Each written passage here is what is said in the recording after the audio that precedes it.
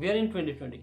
Donald Trump is about to ban TikTok because it poses a security risk to its nation. Meanwhile, India already banned TikTok and other Chinese applications because of its clash with China, and Microsoft meanwhile is thinking of buying TikTok. Well, over 60% of the people actually think that TikTok might be leaking information outside. But how much of that is actually factor? I guess we are gonna find out. Keep watching.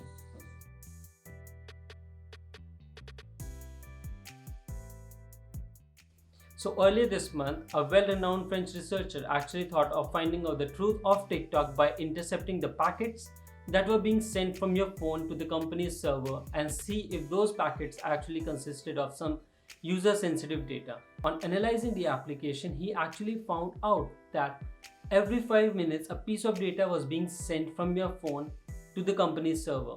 Well, he actually wanted to know what the data was. The problem was that the data was encrypted. It was a bit suspicious because why will the application send some kind of data to the company's server every 5 minutes? But that did actually raise 4 questions. Questions were: what was the data being sent? Where was it sent? When was it sent? And why and how was it exactly encrypted? Like, encryption means converting a simple message into a form that no one else knows besides the person who actually encrypted it. So if there is A, you want to send A, you will find Z, so that no one knows that A is actually Z. Only the person who will accept the message will know that if he finds Z, he has to convert it from Z to A to read the message. So that was a bit of challenge for him to find out the answers of these 4 questions. So he had to do some more research. Well, there was a big issue for him to track down all the informations because first, the message that was being sent from your phone was encrypted. And second, that TikTok actually enforces SSL pinning. Well, SSL pinning is actually a method with which they can block their messages from being read by someone in between, which he was doing using a tool. So he had to first find out a way in order to bypass that SSL pinning method to get to the information. And he did, and he found out that this was the message that was being sent. As you can see, it's encrypted, and therefore you might not be able to understand what exactly was the information. The good thing about it was that every information that is being sent by an application is being recorded in some kind of logs. So all he did was he tried to find out this app log folder where the information was being stored of what was actually being sent. On opening that, he actually found out that there was some information that was being sent, and I'll show it here on your screen.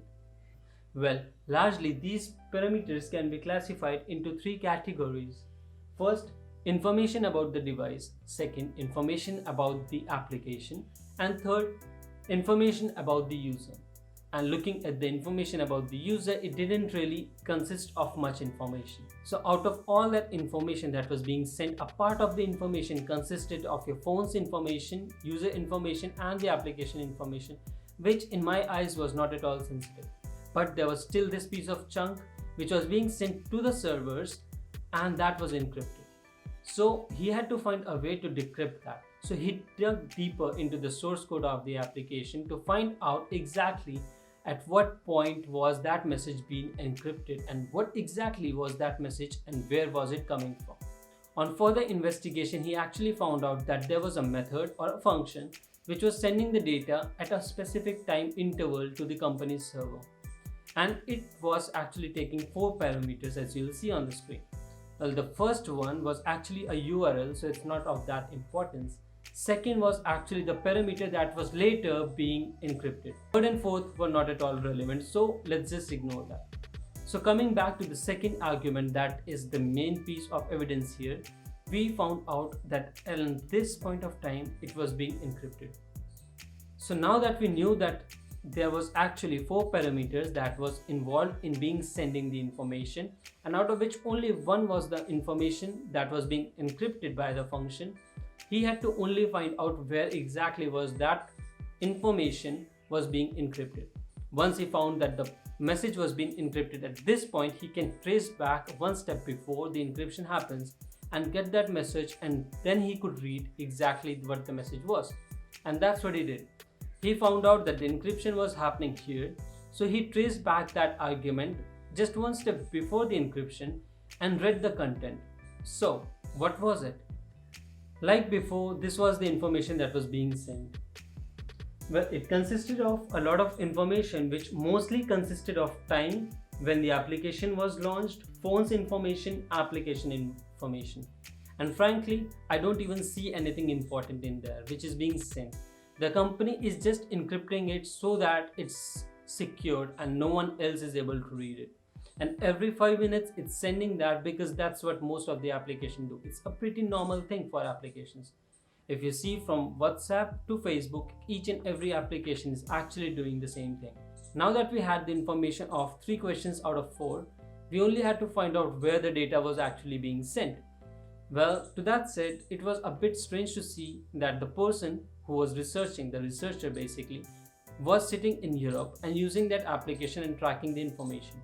But his information was not sent to a server in Europe, but was sent to US East. Well, I wouldn't see that as a suspicion, because TikTok is being used worldwide and has server everywhere. And which is why it can sometimes send the data to some other place to equalize the load. And that is what probably happened there. As we all saw that TikTok was not doing anything which actually imposed any security threats to any country, the ban of the application shouldn't be there.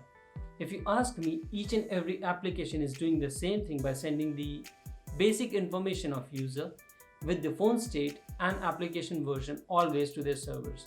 Be it be Facebook, be it be WhatsApp, or be it be any other social application. With that said, there's literally no security threat from the application, and the person actually proved it. And if you think that that person, the researcher, is just an ordinary researcher, well, let me tell you one thing. When Indian government launched this application called Arogya Setu, did you hear that there was a person who said that the application was not secured, and millions of people actually had their information out there open for someone to steal? Indian government denied that, and later he actually pulled all that information of its people and showed it that how insecure was that. It was that person. If you want to check his work, I'll leave the link in the description. You can go ahead. So that was all for the video.